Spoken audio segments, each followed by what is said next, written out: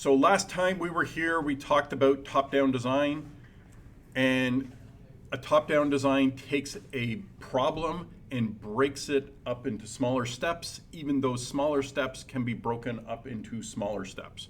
When you're done, you go through starting from the bottom left and you put together all these steps, whoops, down here, and hopefully you have a program, okay?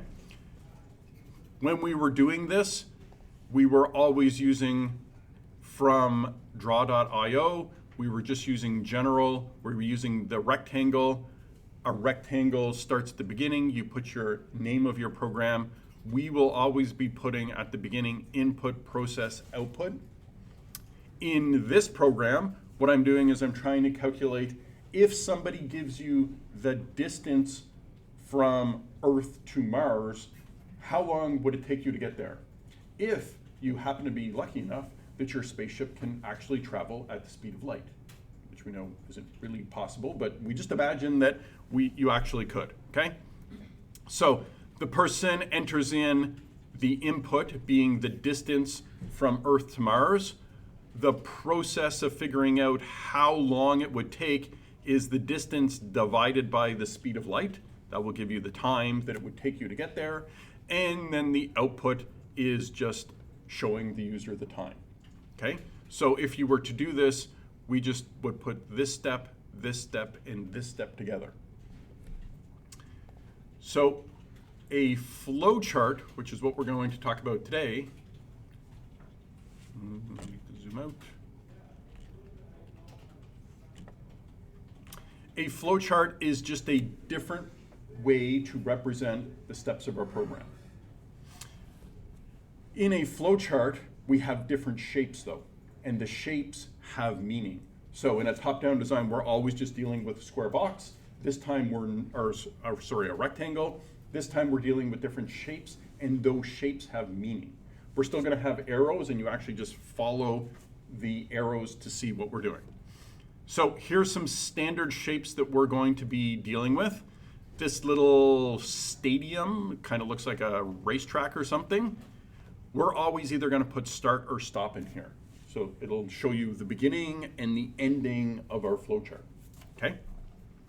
This rectangle, but with rounded corners, is called a process. And we're doing something, okay? Some kind of calculation or some kind of figuring out. The computer is doing some kind of processing. We're eventually going to talk about decisions. Do I do this or do I do that? Because eventually we'll need to branch out. If the user gives us a negative number, do this. If they give me a positive number, do something else. So whenever we're making a decision, we're going to put it in a diamond, okay? This trapezoid shape is going to be input and output. So whenever the user gives us some information, in our case, the distance to Mars, or whenever we are showing something back to the user, how long it takes to get to Mars, we're going to use this shape. It turns out flowcharts were initially used on pieces of paper, because until recently, even though we were using flowcharts to figure out how to write computer programs, we didn't have a graphical user interface. We just had a terminal, so you couldn't draw these things. So initially, you'd literally have a piece of paper and you would draw these shapes. You'd get this little plastic template, and the template would have a cutout of these shapes, and you would trace the shape and then write your logic inside. But if your logic was really long and complex, it wouldn't fit on a single piece of paper. So if you needed to connect one piece of paper to the next, you would use this shape. You would end with this pentagon, and you would start on the next page with this, and you would put either A in here and here, or 4 here and here. So some kind of matching number or letter. You might still see these. Nowadays, since we're using an electronic draw.io piece of software, your actual page is infinitely big, and you can just zoom in. So we don't use these much anymore, but they do exist, okay? So just like we had last time, an example of a top-down design that had nothing to do with programming, here's an example that has of a flowchart that has nothing to do with programming. So you always begin at the start, always call it start. Don't put beginning, don't put, I don't know what else, some people put all kinds of strange things. It's always start, nothing else, okay? The input that we're getting from the user is we get lamp information, okay? So something about this person's lamp. Then we're gonna follow the arrow and we're doing some kind of decision. If the lamp is plugged in, if it is plugged in, the answer is yes, so we go this way, okay? If the lamp is not plugged in, then we go this way, okay? So if the lamp is not plugged in, we'll plug the lamp in, okay? Because that will make it work. And then you follow this arrow when you're done. If the lamp is plugged in, then you go down to the next section here, and now we're checking if the bulb is burnt out. Okay, so you look at the bulb. In the old days, before we had LED bulbs, we had like incandescent ones, and you could screw it out and you could shake it, and if you hear it rattling around, that means the filament was burnt, and you know you could put like a new bulb in. Okay, so if it's burnt out, yes, we'll then replace the bulb, and then notice we're following this line and we're done. If the bulb is not burnt out, well, if it's plugged in and the bulb is working, but it's still not like going on, then you need to send it to the repair shop or do something, okay? And then we stop. Notice, no matter what path we take, we always end up at the one single stop. So there's one beginning and there's one ending. Don't call this end, it's stop. Okay, so start and stop, don't call stop and, some people do. Okay, so here's an example of a flowchart. So from our example today of our Mars program, remember we would go to the bottom left and then work our way through. So if I was going to convert this to a flowchart, I would get the distance to Mars, then I would do this calculation, and then I would show the user this. There's no decision in my program. Okay, so there'll be no diamond. We're gonna get there eventually, but at the beginning, ours is just gonna be really simple ones. So I'm gonna convert this to a flowchart. I'm just gonna grab this. You will notice in all of your design folders, you will always have this section called flowchart. And look, I even put start and stop there for you. Once again, if you move them around, they'll connected. I'm gonna add stuff in between here, so I'm just gonna delete that.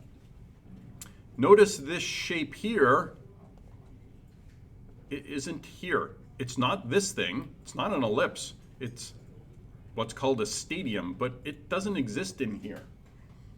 So if you go down to more shapes and you look for right here, flowchart, and select that, and then go apply, not only will general show up, but you'll now have a flowchart section.